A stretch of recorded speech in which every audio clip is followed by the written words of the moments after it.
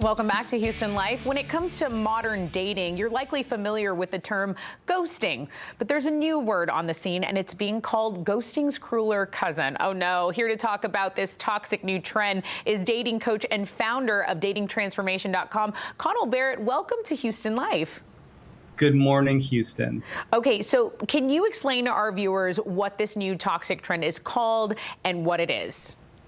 Ghosting is bad enough. Banksying is like ghosting on steroids. Banksying is when somebody creates a really strong romantic connection with you and then they vanish without explanation. It's kind of like a hit and run, but the car is a nice Mercedes, but you're left spinning. Oh my gosh. Okay. Now, as you're saying this, I think some of us are pulling back our dating memories or our dating files. And I think sometime many moons ago, in my 20s, I feel like when the social media era just started, this happened with a guy that I was seriously dating. It was like he deleted all trace of me and then just completely moved on. I mean, new picture, new girlfriend. And that was really rough. I mean, you say this is common. It's becoming more and more common because in the social media and swiping era, people gravitate toward shallow, quick, surface level connections, but they don't have consistency in dating and things tend not to be as deep as they can be. So sadly, this is a dividend of our swiping culture and it's gone amok. Oh my gosh. And you stand by that Banksying is more damaging than ghosting. Why is that? It's like emotional whiplash. Ghosting is when maybe you have a mediocre date or some okay text messages, and then they disappear. You kind of get that. They're just not that into you. Banksying is when you think, wow, this might be the one. We're headed toward a relationship. I feel like I'm in a rom-com movie, but you're not in a rom-com movie. You're in a mystery, and the person has disappeared. So it's more emotionally painful because you think, I thought I found the one, but really they bailed on you. Oh my gosh. Yeah, it can be really hurtful. And if there's no digital trace, you're left with so many feelings and really not a lot of context. It's not something you can go back and look at. Oh, look, we were happy here. Oh, look at us here. Because all of that stuff is gone. What do you think is the source? I mean, what is the source of people that do it? And then, admittedly, once it was done to me, it was something to kind of consider in my next relationship, like hurt people. Well, he can delete my picture, I can delete this guy's picture. I feel like it kind of creates a really toxic and vicious cycle. It can create a toxic cycle. Banksying makes dating even harder than it already is. But here's the good news. Banksying is not about you. It's about the psychology of that person. Basically, it's conflict avoidance with a side order of self-protection.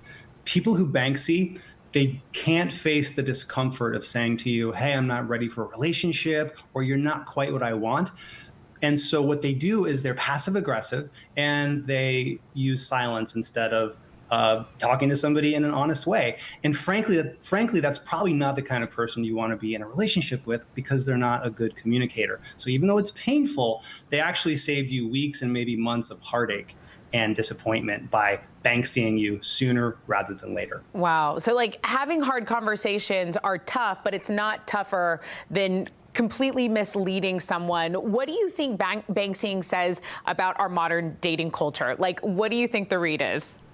Well, Banksying reflects a deeper dysfunction in dating today, because what happens is what we do now is we perform intimacy without committing to real emotional accountability, right? This is the culture of apps and swiping and social media, and people are now prioritize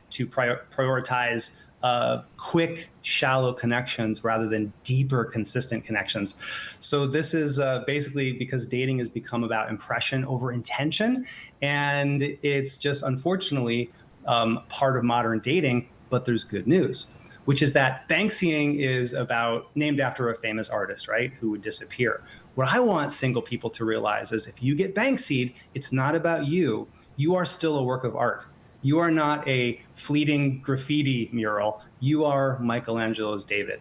you are the Mona Lisa. So just because they bailed on you doesn't mean you aren't special. It doesn't mean you aren't a work of art. You're going to find somebody who sees you as the work of art you are. That's really beautifully put and well said. And I think it's a good reminder, you are worthy of love, and, that's just not your person. Is there any way people can protect their self-worth? Like once this has been Banksy, or someone watching say, hey, you know what, that's happened to me. What do you tell a person like that? Absolutely. You want to interpret Banksying as a sign of what you offer, not a sign of what you might lack. The worst question to ask yourself is, what did I do wrong? What did I say or do that pushed them away? Probably you didn't say or do anything. They just weren't ready. They weren't grown up enough for you. So remember, chemistry cannot be faked. Two people who have amazing chemistry, that's not fake. It might be fleeting, but it's not fake. And that means you're going to be able to find that kind of chemistry and long-term connection with a better fit for you.